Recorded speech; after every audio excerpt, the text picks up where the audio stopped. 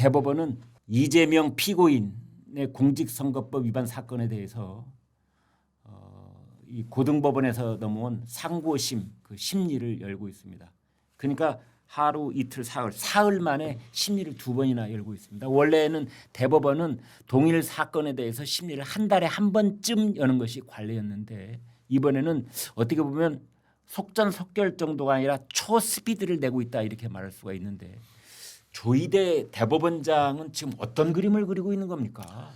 조희대 대법원장은 이제 대법원의 어떤 중립성 내지는 권위 이런 것들을 되찾고 싶으실 것 같아요. 네.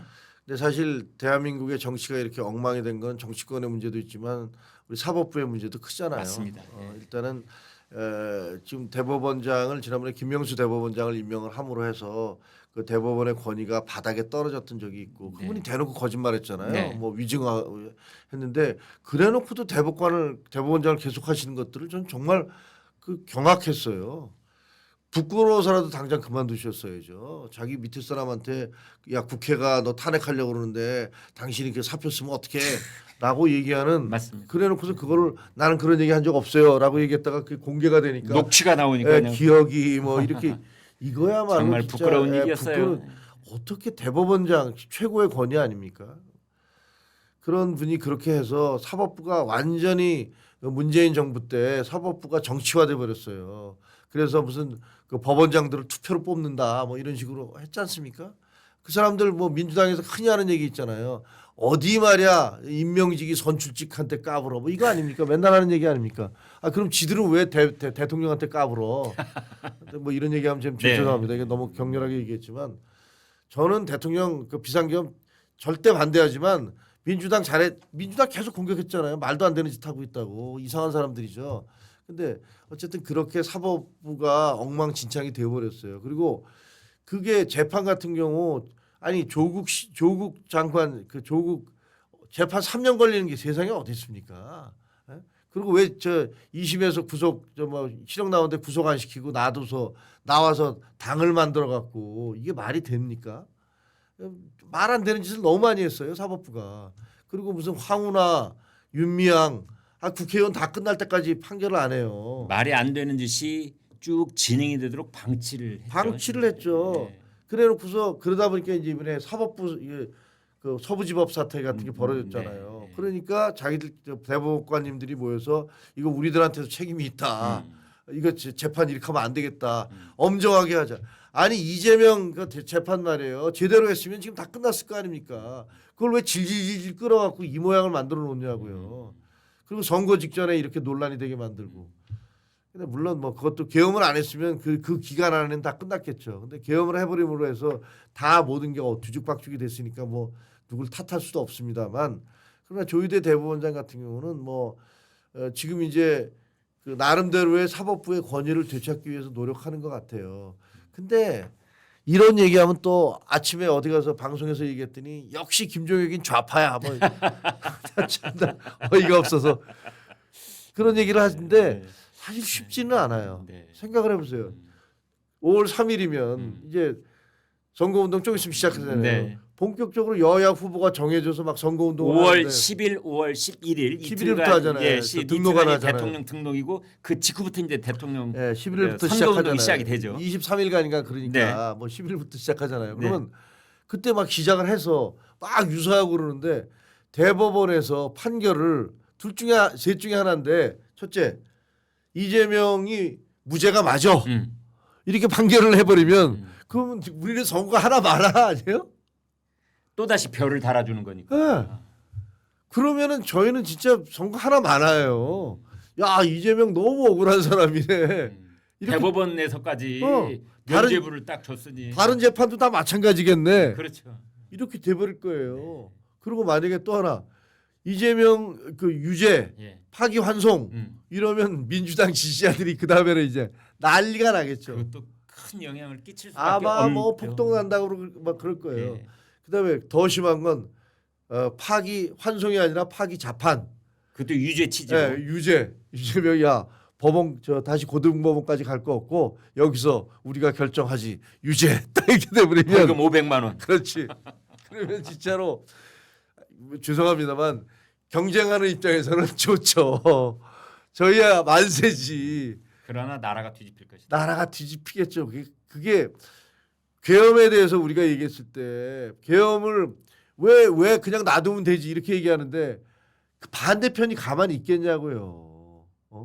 그건 가능한 얘기가 아니어서 그래서 대법원이 무죄 판결을 내리면 저희한테 거의 사형 선고 내리는 거고 그다음에 저기다 유죄 판결을 내리면 저쪽에 사형 선고 내리는 거니까 우리도 가만히 있을 수 없고 저기도 가만히 있을 수 없어요.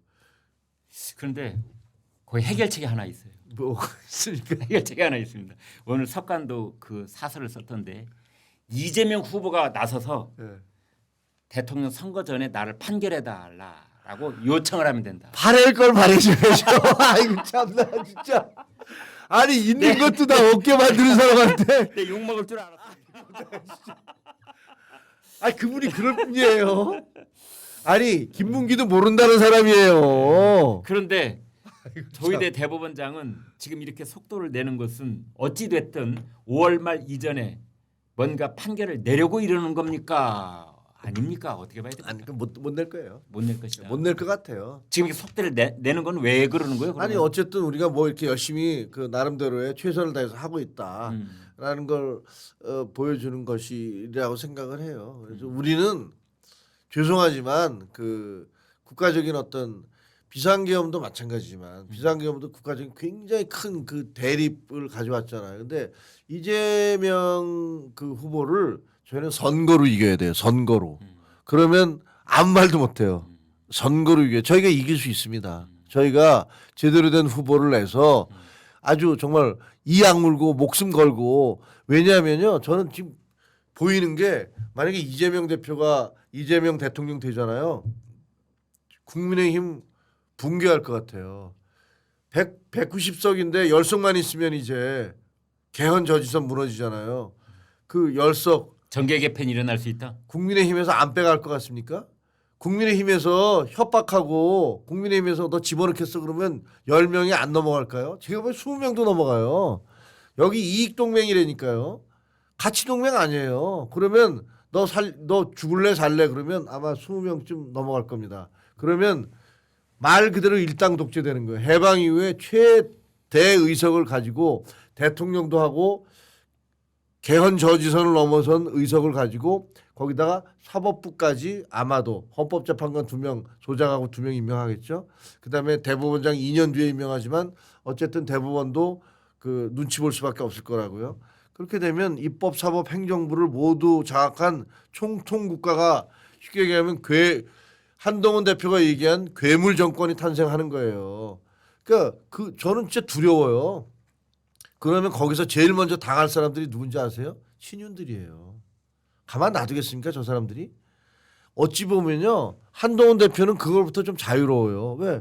잡아갈 게 없어. 우리는 반대도 했고. 체포조 명단에 같이 들어있던 사람들이야 우리는. 그러니까 이렇게 되는 거예요. 니네가 니네 숲에 숨어있던 사람이고 나는 뭔데 그래요. 근데 나머지 분들은 자유롭지 못해요. 그러니까 이제 지금 김 의원님 말씀은 결론적으로 광장과 거리가 뒤집어지지 않고 상대를 제압하는 것은 사법적 판결이 아니라 선거로 이기는 수밖에 없는 것이다. 그렇습니다. 그렇게 해야 대한민국이 정상으로 돌아오고 보세요. 저 사람들이 아무 일도 없을 때도 길거리로 사람들을 저렇게 끌어냈던 사람들인데 그 만약에 이재명 대표에 대해서 고법으로 유죄 취지로 파기환송했다.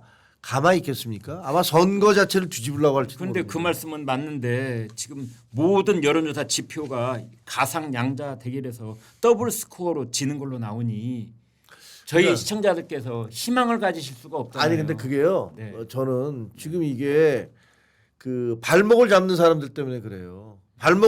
가장 발목을 잡는 분이 윤석열 대통령이에요.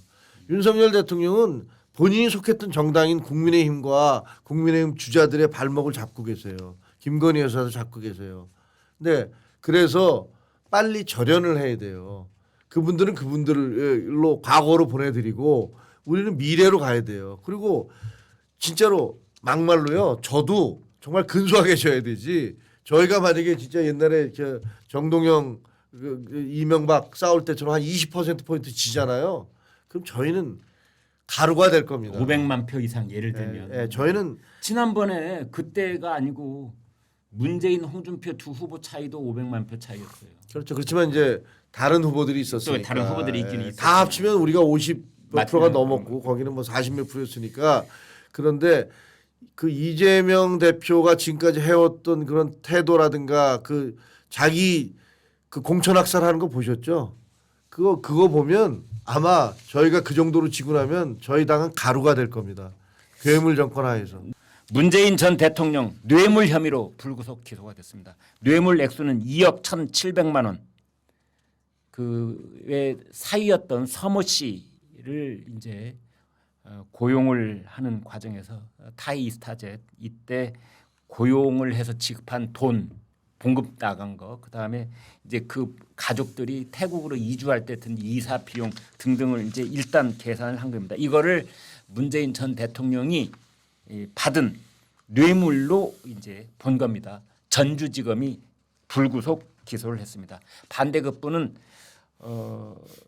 이전 의원에게 중소벤처기업진흥공단 이사장자를 줬고 그 다음에 전주의 국회의원 선거에 출마할 수 있도록 면직 처리를 해줬다. 지금 이렇게 돼 있습니다. 자, 우리가 관심은 이겁니다. 이러한 일들이 선거에 어떤 영향을 미칠까요? 뭐 선거에 이제 저는 어쨌든 정의는 구현돼야 된다고 생각하는데 네. 뭐 솔직히 큰 영향은 없을 것 같습니다. 그렇습니다. 예, 뭐 지금 이제 뭐 문 전 대통령에 대해서 지금 그 민주당 당내에서 뭐 다 이재명 아버지 중심으로 다 뭉쳐 있잖아요. 그러니까 뭐 별 문제가 없을 것 같은데 새로운 내용도 없고. 예, 새로운 내용도 없고 그냥 네. 다 알려진 거 보도된 내용이잖아요. 네. 근데 저는 궁금한 게 이게 궁금해요. 이게 왜 지금 알려져 있죠? 지금 알려지죠? 그것도 참 이거 왜 지금 검찰이 수사 그동안은 뭐 했죠? 윤석열 대통령 계신 동안에 도대체 뭐 한 겁니까? 왜 이런 부분들에 대해서 언론 보도가 계속 나오고 문제가 있다고 하는데도 그때는 왜 수사가 안 됐던 겁니까? 전주지검 뭐 했던 겁니까? 저 진짜 궁금해요. 왜 문재인 정부하에서 벌어졌던 수많은 일들을 그거 제대로 처리하라고 뽑아들이는 대통령 아니었습니까? 윤석열 대통령 계신 동안에 왜 이런 거 수사 안 되고 왜 김경수는 사면 복권이 되고 전직 대통령 문재인 전 대통령 얘기를 꺼냈더니 다시 또 윤석열 전 대통령 아니 그러니까 이거 보니까 화가 나요. 이거 보도 얼마나 특종 보도로 해서 많이 했습니까? 그 이스타젯인가 뭐 거기다가 일본인 그 근무했던 사람까지 인터뷰를 해가면서 이 사람이 다 사위가 엉터리였다. 수없이 보도가 나왔는데 수사가 안 돼요. 그게 시간 질질 끄는 거 아닙니까? 뭐 한 건지 잘 모르겠어요. 근데 지금 와서 이제 하니까 정의가 구현돼서 좋기는 합니다. 문다희 씨도 그렇고 뭐 좋기는 합니다만 가만히 생각해 보면 진짜 뭐 한 거지? 뭐 이런 생각이 들어요.